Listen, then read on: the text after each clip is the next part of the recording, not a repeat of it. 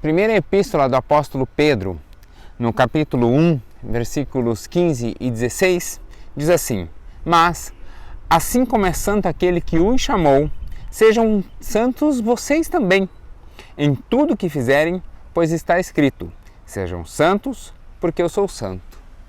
E aí a pergunta é: como ser santo? Eu sou o pastor Alan e essa é mais uma Quinta Teológica.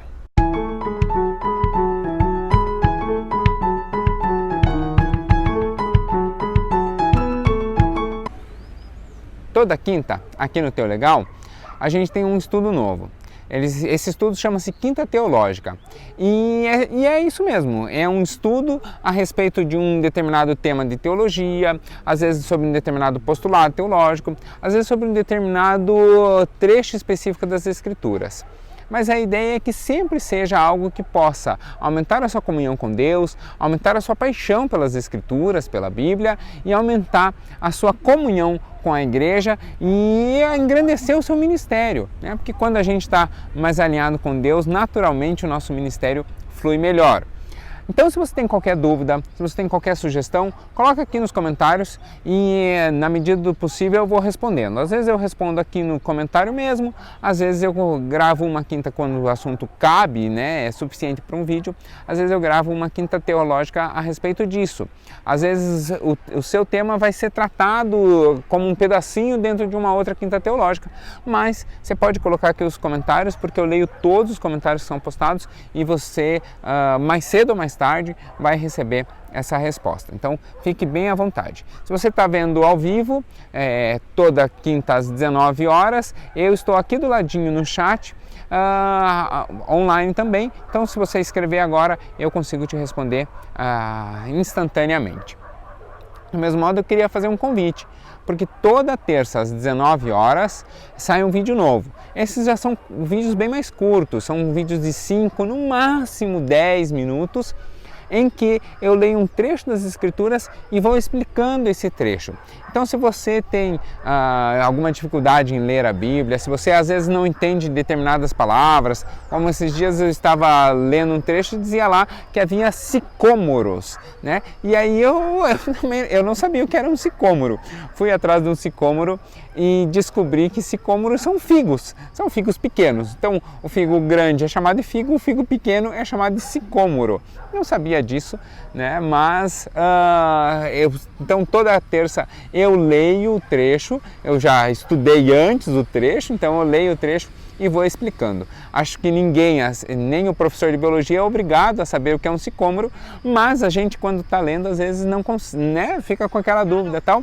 Então toda terça eu leio e explico um trechinho para você. Então, se você quer acompanhar essa leitura, vem comigo, porque nós vamos ler toda a Bíblia. Não sei quanto tempo isso vai demorar, mas nós vamos ler toda a Bíblia. Hoje nós vamos estudar, então, sobre um tema mais específico, nós vamos estudar sobre ser santo. Vamos para o estudo?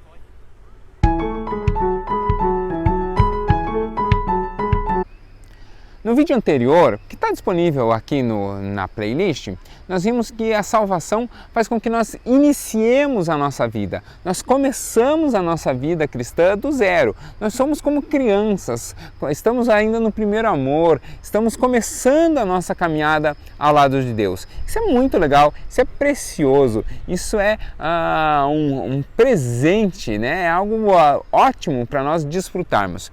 Mas essa caminhada, ela vai demandar algumas exigências, é uma caminhada natural.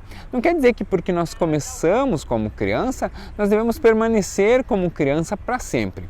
Evidentemente, há trechos em que o próprio Jesus cita que nós devemos permanecer como crianças, porque são as crianças que a elas pertence o reino dos céus. Jesus, quando fala isso, quer nos ensinar que o nosso coração deve ser puro, deve ser inocente. A criança não vê maldade no outro, a criança não vê segundas intenções, ela ainda não tem essa maturidade para perceber interesses escusos nas atitudes do outro. Então, Jesus está dizendo para que nós façamos isso também, que nós baixemos a guarda e confiemos no outro e confiemos no nosso irmão. Nesse sentido, ótimo nós permanecermos com o nosso coração como criança, mas esse é o desejo do nosso coração com relação ao outro, né? O desejo de Jesus para o nosso coração com relação ao outro. Mas nós somos impulsionados a crescer, a conhecer, ou melhor, a conhecer e prosseguir em conhecer ainda mais as Escrituras. Nós somos impulsionados a crescer, a conhecer e prosseguir em conhecer ainda mais as Escrituras. Nós somos impulsionados a cada dia mais conhecer a Deus e estabelecer um relacionamento de intimidade com Deus. A igreja, um dos sinônimos da igreja, ela é chamada de a noiva. E o processo de namoro, o processo de noivado, o casamento vai acontecer lá em Apocalipse, né, as bodas do Cordeiro, quando Jesus vem resgatar a sua noiva. Mas o noivado, o casamento, é esse processo de conhecer e de se apresentar. Então é nessa relação que nós vamos crescendo paulatinamente. Nós somos impulsionados a crescer, nós somos impulsionados a conhecer mais a Deus, a estabelecer um relacionamento de intimidade com Deus, em que nós somos mais transparentes, em que nós nos apresentamos, nós nos permitimos sermos moldados, nós conhecemos mais a Deus e passamos a conhecer mais a vontade de Deus. É essa a caminhada que se estabelece no crescimento da vida cristã. E nesse crescimento, a educação cristã é algo primoroso. É ela o impulso desse crescimento. Ela é a base sólida na qual nós caminhamos para para crescermos mais e termos mais intimidade com Deus.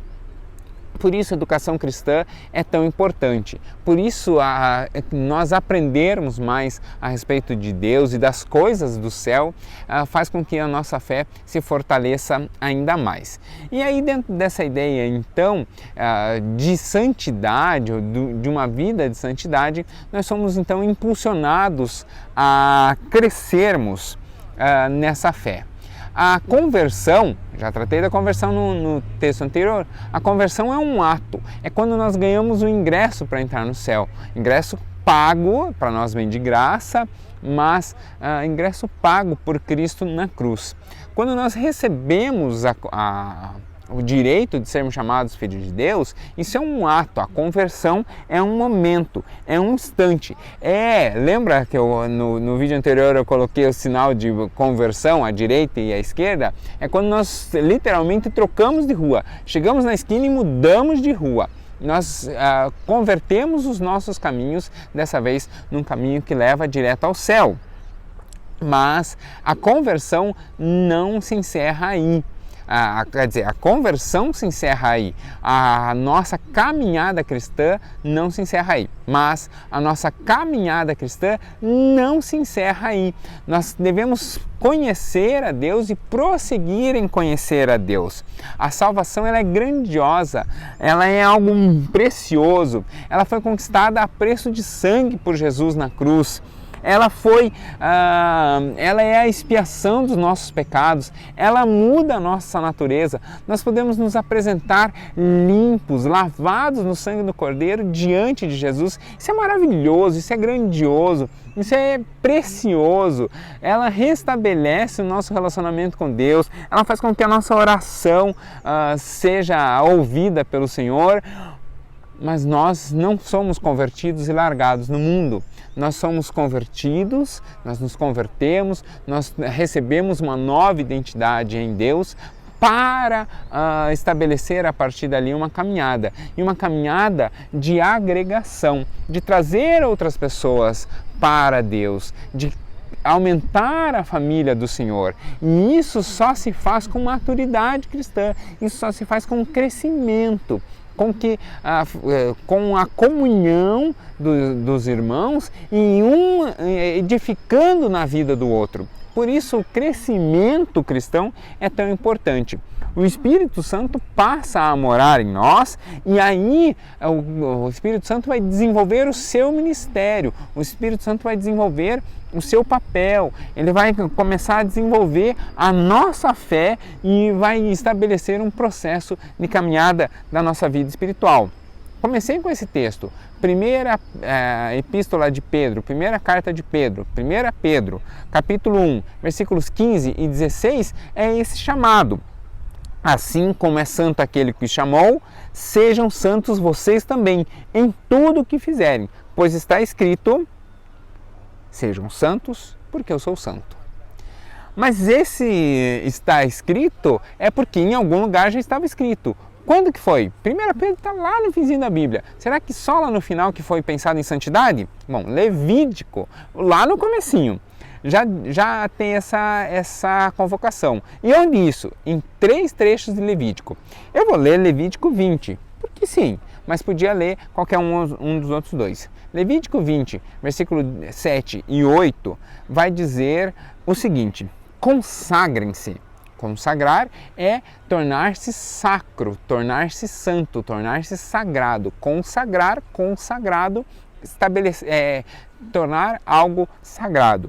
Consagrem-se, porém, e sejam santos, porque o Senhor, o Deus de vocês, também é santo. Obedeçam aos meus decretos e pratiquem os meus decretos. Eu sou o Senhor que os santifica. Vou ler de novo essa última frase. Eu sou o Senhor que os santifica. Esse texto de Levítico 20 também está em Levítico 11, versículo 44 e Levítico 19, versículo 2. Você pode conferir lá. Consagrar-se, consagrem-se, sejam santos. A ideia de consagração é isso, sejam santos. E quem nos santifica é justamente o Senhor. Para que o Senhor possa fazer a sua obra, é preciso que nós nos santifiquemos, que nós permitamos que Deus estabeleça esse processo de santidade em nossa vida. E aí, dentro desse chamado à consagração, há alguns pontos que eu queria ver com vocês. Vamos lá? Primeiro ponto é o seguinte.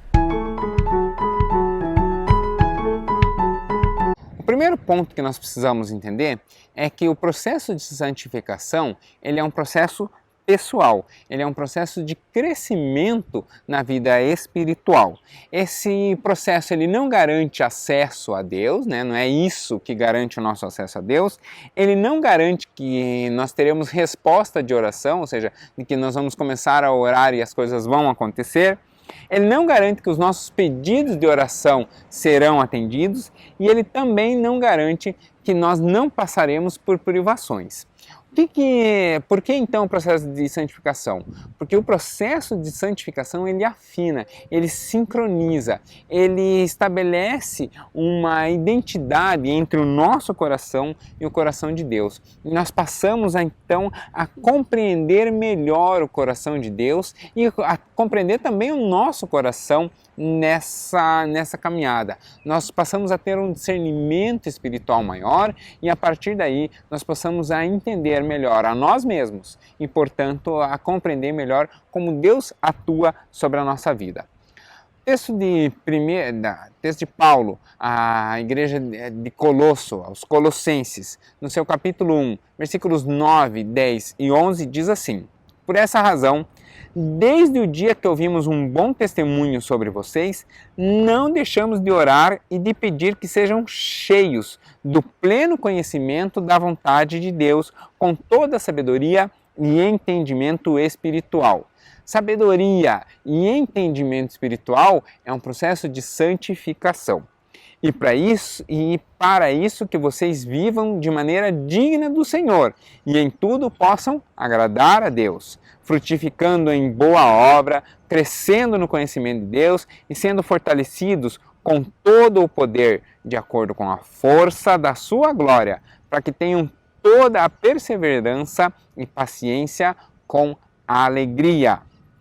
essa ideia de prosseguir, essa ideia de crescer em conhecimento, essa ideia de ser fortalecido é o nosso processo de santificação. É assim que nós crescemos na vida cristã, é assim que a nossa vida espiritual cresce. Assim como nós crescemos em tamanho e em força na vida física, a nossa fé se torna mais forte, se torna mais maior quando nós passamos pelo processo de santificação.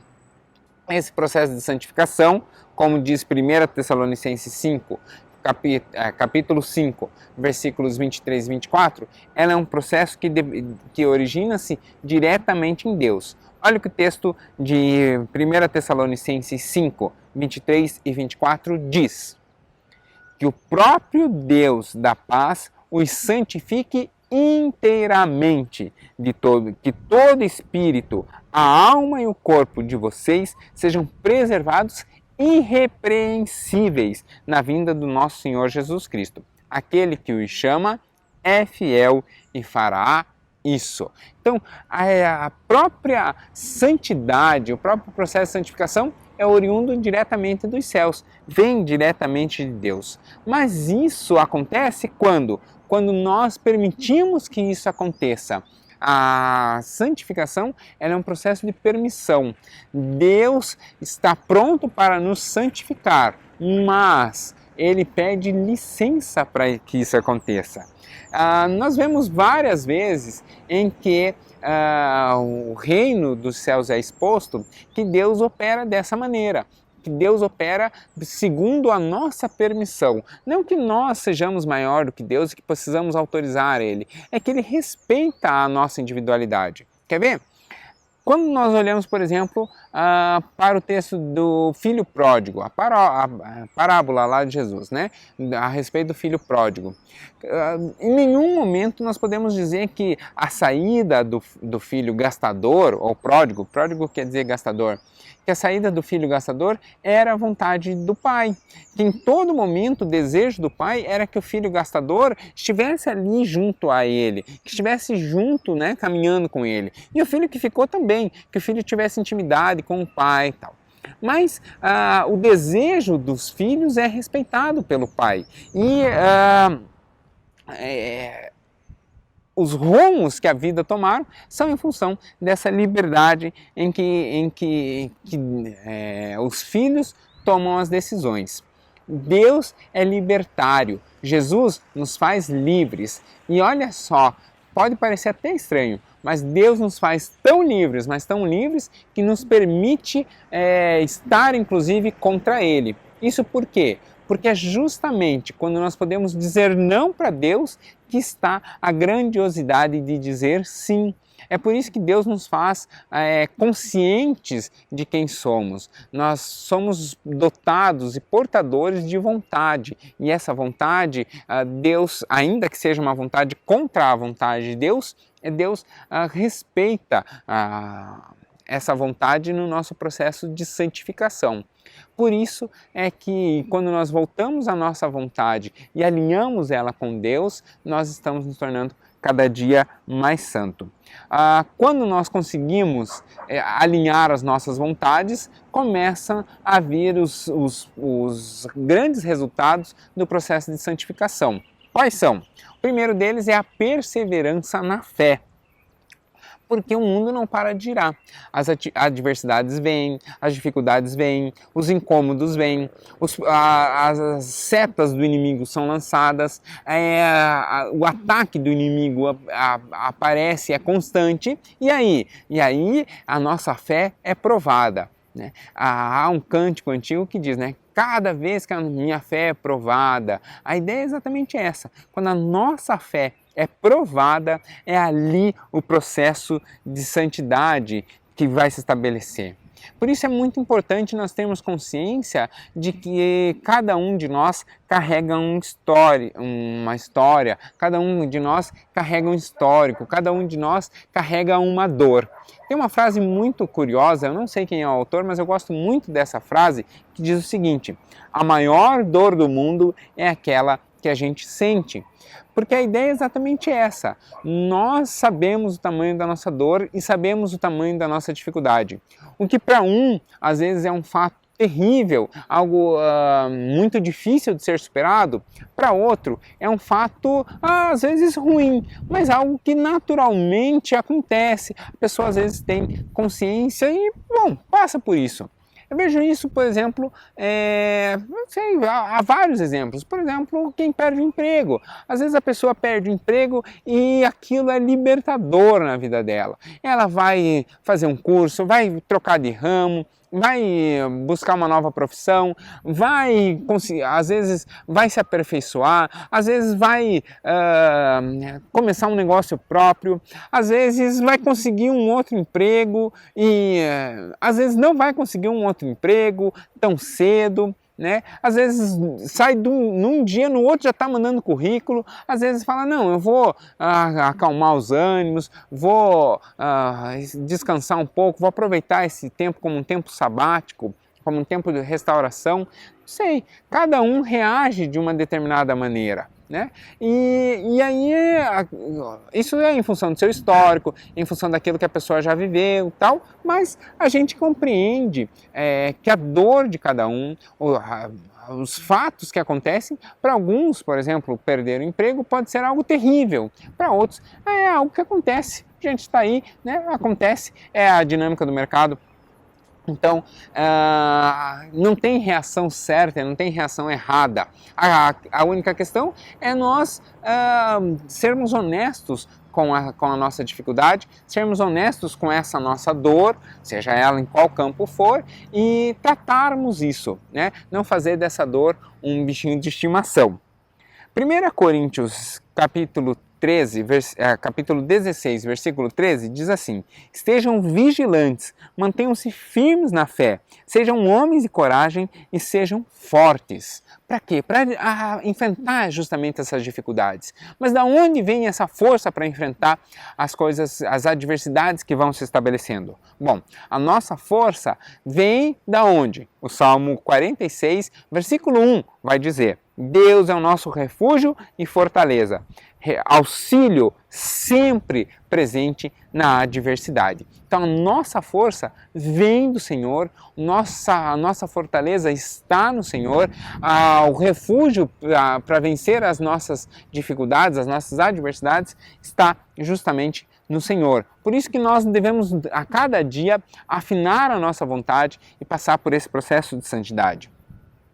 E até onde nós vamos? Até onde chegaremos se perseverarmos? Até onde iremos se nos mantivermos firmes na fé e nos mantivermos santos nessa caminhada? Bom, isso vai ser dito por Paulo lá no seu texto para Romanos, capítulo 8, versículo 18. Romanos 8, 18 diz assim: considero que os nossos sofrimentos atuais não podem ser comparados com a glória que em nós será revelada. O que Paulo está dizendo aqui é simples. Está dizendo assim, essas dificuldades pelas quais nós estamos passando, essas dores pelas quais nós estamos passando, veja que Paulo não as diminui. Ele fala assim, isso sim é perceptível, é compreensível, mas o que virá depois, a glória que virá posteriormente é muito superior a isso. Por isso os nossos olhos devem estar voltados para o alto, os nossos olhos devem estar voltados para a eternidade, para o eterno, e assim nós chegaremos mais à frente. Filipenses, capítulo 3, versículos 20 e 21, vai caminhar nesse mesmo sentido. Olha o que diz. Nossa cidadania, porém, a nossa identidade, né, a nossa nacionalidade, a nossa cidadania, onde somos efetivamente cidadãos.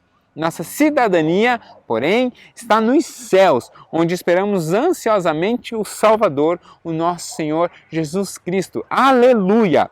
Pelo poder que o capacita a colocar todas as coisas debaixo do seu domínio. Ele transformará os nossos corpos humilhados, tornando-os semelhantes ao seu corpo glorioso. Essas dificuldades, essas dores, essas adversidades pelas quais nós passamos agora serão todas transformadas em glória. O plano de Deus é maior e o plano de Deus leva em conta essa eternidade pela qual nós naturalmente passamos. Essa identidade, essa cidadania, esse pertencimento a um reino nos leva a um novo ambiente. E onde será isso? Bom, Apocalipse, capítulo 21, vai nos dar essa resposta. No versículo 4 e 5 diz assim, que ele enxugará dos seus olhos toda lágrima. Não haverá mais morte, não haverá mais tristeza, não haverá choro nem dor, pois a antiga ordem já passou. Aquele que estava sentado no trono disse, eu estou fazendo novas todas as coisas. Deus restaura plenamente a nossa identidade para que passemos a ser cidadãos do céu. Estejamos em um ambiente em que não mais há dor, não há mais sofrimento, não há mais ranger de dentes, não há mais tristeza alguma. Porque as coisas velhas passaram, é estabelecida uma nova identidade em um novo ambiente onde nós somos efetivamente cidadãos. Esse texto, no capítulo 22, próximo capítulo, é reforçado. Capítulo 22 de Apocalipse, versículos 4 e 5, coincidentemente também, diz assim, eles verão, eles os que estiverem lá, eles verão a sua face e o seu nome estará em suas testas. Não haverá mais noite. Eles não precisarão de luz de candeia, de iluminar um lampião, mais ou menos como esse desses postinhos que tem aqui no parque, ou desse daqui, que você consegue ver aqui. Não haverá mais luz de lampião, luz de candeia, nem da luz do sol será necessária, pois o Senhor os iluminará e eles reinarão para todo sempre. Nós passamos a pertencer à família real, à família divina, a da qual Cristo é a cabeça. Até lá, nós estabelecemos o nosso processo de santidade, o nosso processo de santificação. Como isso? Isso é um processo que é paulatino, não tem ritmo certo. A ideia, quem conhece o ritmo é justamente você. O processo de santidade é essa caminhada com Deus, é esse processo de estarmos caminhando dia a dia, instante a instante, momento a momento com Deus, até a hora da chegada no céu.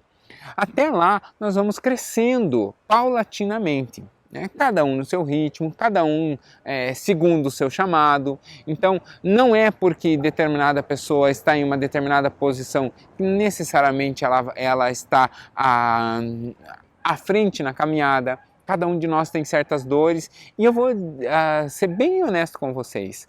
Cada um de nós não é que tem uma caminhada, nós temos às vezes várias caminhadas. Por quê? Porque não é em tudo que a nossa santidade se estabelece no mesmo instante. Há processos e normalmente onde há as nossas dores são os processos mais demorados. Então, por exemplo, há pessoas que vão criar facilmente o hábito de leitura, o hábito de comunhão e de devocional com a palavra de Deus. Ótimo, legal, isso é muito importante, isso é precioso. E a pessoa vai crescendo no conhecimento das Escrituras, mas cada vez que ela passa, por exemplo, por uma dificuldade de relacionamento, nesse ponto ainda há um processo de santidade a ser estabelecido. Ou seja, nesse ponto a pessoa ainda não tem uma maturidade espiritual. Há pessoas que vão ter maturidade espiritual em uma determinada área. São pessoas que têm uma visão de oração muito forte, têm uma visão de intercessão, de cuidado muito forte. Mas essa pessoa tem dificuldade em outra área. É justamente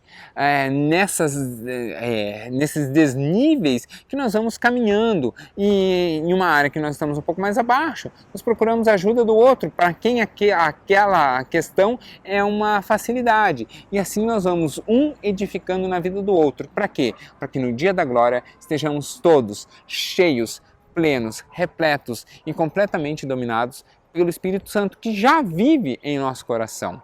Nós vimos aqui que Jesus e Deus são libertários, nos fazem livres, e essa liberdade, eles respeitam a nossa individualidade, e esse respeito, essa liberdade é a grande glória, onde nós permitimos que Deus interfira e edifique em nossa vida. Por isso, o convite de hoje é justamente que você se entregue plenamente ao Senhor e permita que isso aconteça na sua vida, permita que essa edificação aconteça na sua vida. E aí eu queria justamente encerrar o estudo de hoje orando para que isso aconteça. Vamos lá? Senhor, eu agradeço pela vida de cada um que tem acompanhado os nossos estudos até aqui, cada um que tem buscado te conhecer ainda mais. Peço que o Senhor esteja revelando à nossa mente, ao nosso coração, em que lugar nós precisamos investir mais, nós precisamos perceber mais, nós precisamos entregar ainda mais ao Senhor, quais lugares da nossa alma, quais lugares do nosso agir, quais lugares da nossa personalidade ainda precisam ser moldados e ser revestidos da sua santidade. Mostra isso aos nossos olhos, faz com que o nosso coração seja ardente por este crescimento, faz com que qualquer sentimento de frustração e tristeza sejam levados para longe, para que nós encontremos alegria no Senhor e possamos fazer com que o texto lá de Apocalipse 21, em que as lágrimas sejam transformadas em alegria, faz com que essa esperança desse dia afloresça ainda mais no nosso coração. É o que eu te peço e desde já agradeço pela vida de cada um que está aqui, em nome de Jesus. Amém. Obrigado pelo estudo, obrigado por ter acompanhado conosco até aqui. Deixa o seu like, deixa o seu joinha aí no gostei do vídeo, deixa o seu comentário, pode colocar qualquer dúvida ali, na medida do possível, como eu sempre digo, eu vou respondendo. E eu estou aqui para nessa caminhada, na qual estamos juntos. Eu tenho uma série de coisas em que ainda preciso entregar a Deus e que preciso deixá-lo dominar plenamente nesse processo de santidade, do qual nós estamos todos na mesma caminhada. Talvez um passo à frente, outro um passo atrás, mas estamos aqui para caminharmos juntos. Então você não caminha sozinho, mesmo nesses tempos de distanciamento, nós permanecemos juntos. Eu agradeço pela licença de poder entrar na sua vida, ainda que por um tempinho, poder talvez entrar na sua casa e poder, espero eu sempre, trazer uma palavra de esperança. Deus abençoe. Tchau, tchau.